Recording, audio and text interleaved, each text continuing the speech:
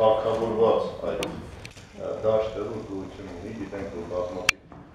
մեր հայրենակիցներ աշխատում են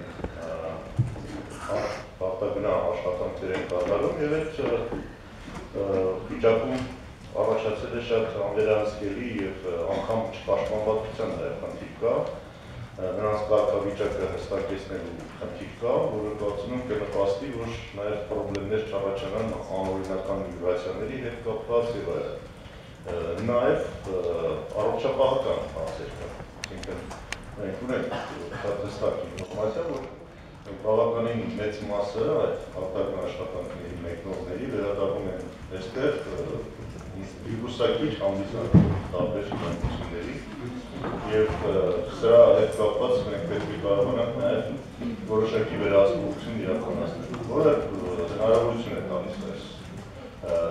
կարգավիճակ ունենալով դա եւս իրականացնել։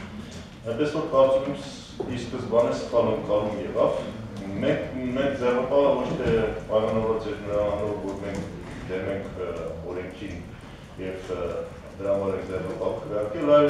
այսպիսի օրենքները չպետք է անցկացվեն այս շփոթողականության մակնորոշում։ Նրանք պետք է նախապես հնարավորեն հասարակական հնչեղություն ունեցող են, որովհետեւ դա փաստ դարձավ, որ իսկապես հասարակական հնչեղություն ունի, որտեղ ամեն օրենք չի, որ միանգամից այսպիսի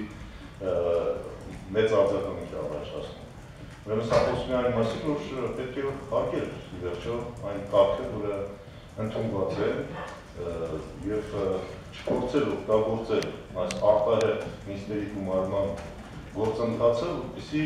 չմշակված, չուսումնասիրված, հասարակության կողմից նաեւ չծանոթացված, չտեղեկացված վիճակով